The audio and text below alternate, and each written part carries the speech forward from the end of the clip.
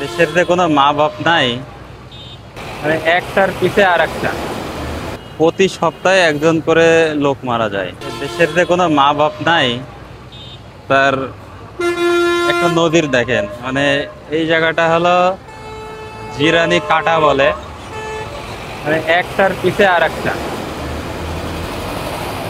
এই জায়গাটা একটা লোকাল রাস্তা, এখান থেকে অটো যাতায়াত করে, আবার মানুষজনও যাতায়াত করে। মানে এই অটোগুলা ঠিক এদিক দিয়ে পার হয়ে প্রতি সপ্তাহে একজন করে লোক মারা যায়। কিছুদিন আগে আমাদের অফিসের একজন সিকিউরিটি রাতে চা খাইতে বের হয়েছে, ঠিক এইখানে এসে মনে করেন গাড়ির নিচে পড়ে জায়গায় মারা গেছে। তার দুইটা ছোট ছোট সন্তান ছিল, তাদের এখন কি অবস্থা বলেন। মানে এইখানটাতে কোনো কন্ট্রোল নাই মানুষের, মানুষ ইচ্ছা মতো এদিক থেকে আসে আবার এদিক থেকে পার হয়ে যায়। এটা একদম ঢাকা জিরানি হাইওয়ে রোড, গাড়ি সবসময় চলাচল করে হিউজ স্পিডে।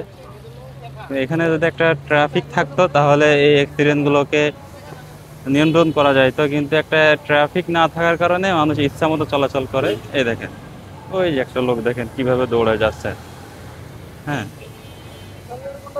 এইভাবে যদি চলাচল করতে থাকে মানুষ, তা কত সময় মনে করেন যে অ্যাক্সিডেন্টের হাত থেকে মানুষকে বাঁচাতে পারবে।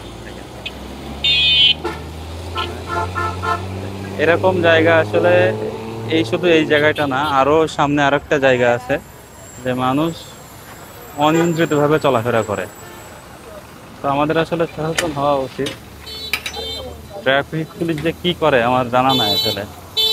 ট্রাফিক পুলিশ তো প্রতি মাসে মাসে বেতন ঠিকই নিচ্ছে আমার আপনার কাছ থেকে, আমার আপনার বেতনের ভ্যাট ট্রাফিক পুলিশ ঠিকই প্রতি মাসে আমাদের ভ্যাট কেটে নেওয়া টাকা ওরা বেতন পাচ্ছে, কিন্তু আমাদের জনগণের নিরাপত্তা কি ওরা দিতে পারতেছে?